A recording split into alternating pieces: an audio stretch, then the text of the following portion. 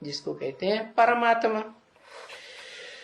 तो वो परमात्मा और परमपिता दोनों का मेल है। परमपिता परमात्मा, जिनकी यादगार क्या दिखाते हैं? कुछ यादगार दिखाते हैं कि नहीं दोनों के मेल की? है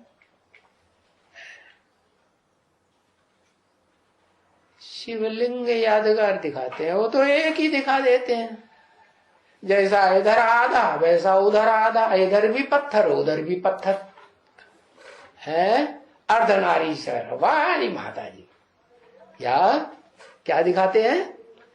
एक है परमपिता, एक है पिता, और एक है परमात्मा। वो पिता नहीं है, क्या है? परमात्मा। ऊंच ते ऊंच आत्मा है, सबका गुरु है कि नहीं? है सबका गुरु। क्या? परम ब्रह्म। परम ब्रह्म परमात्मा हुई ना। हाँ, तो बताया इन दोनों का कॉम्बिनेशन है। वो कॉम्बिनेशन जब क्लियर होता है तो जीवन मुक्ति मिलती है।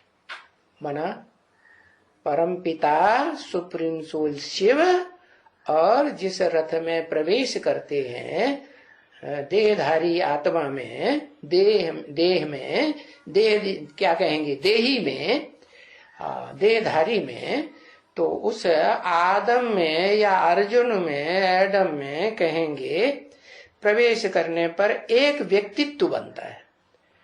तो दोनों के मेल के होने से, परिपूर्ण बनने से पुरुषार्थ जब जिसमें प्रवेश करते हैं उसका संपन्न बनता है, तब कहेंगे कि मुक्ति और जीवन मुक्ति तुमको देते हैं। तो तुम लिखते हो अभी कि सेकंड में जीवन मुक्ति है।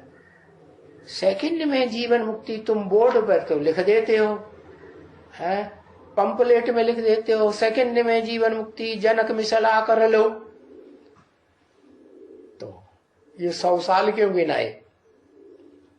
है कहते हैं कि 100 साल में आकर के भगवान बाप नई दुनिया स्थापन करते हैं। तो नई दुनिया स्थापन करने के लिए पहले मुक्ति जीवन मुक्ति चाहिए ना। तो मुक्ति जीवन मुक्ति सेकंड में गाई हुई है और तुम लिखते हो सेकंड में जीवन मुक्ति। तो सेकंड फिर किसको कहा जाता है?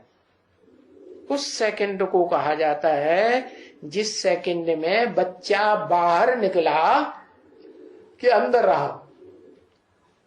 9 महीने अंदर रहा तो कहते हैं जन्म हुआ? नहीं। सेकंड में जीवन मुक्ति उसको कहा जाता है जब बच्चा बाहर निकले। बाहर निकले माने संसार में प्रत्यक्ष हो, जो देखे इन आंखों से, जो देखे, जो इन कानों से थोड़ा भी एक शब्द भी सुने तो उसको फट से बुद्धि में बैठ जाए। उसको कहा जाता है बच्चा बाहर आए, मालिक बन गया है, या जन्म सिद्ध अधिकारी बन गया। जन्म मिला और बाप के वर्षे का अधिकारी बना।